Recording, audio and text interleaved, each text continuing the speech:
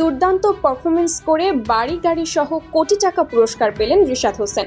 হ্যাঁ দর্শক, বিস্তারিত জানুন পুরো ভিডিও জুড়ে।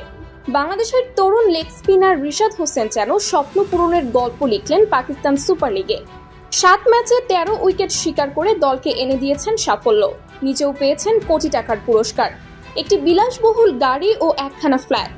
হ্যাঁ, ঠিকই শুনছেন, এবারের পিএসএল এ লাহোর কালান্দার্সের হয়ে খেলে দুর্দান্ত পারফর্ম করেছেন বাংলাদেশের এই উদীয়মান লেগ স্পিনার।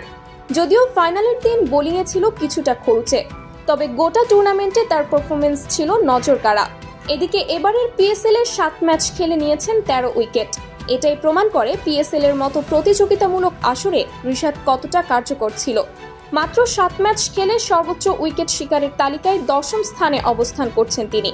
কখনো পাওয়ার পেলে, কখনো মাঝের ওভারে কিংবা কখনো ডেথ ওভারে।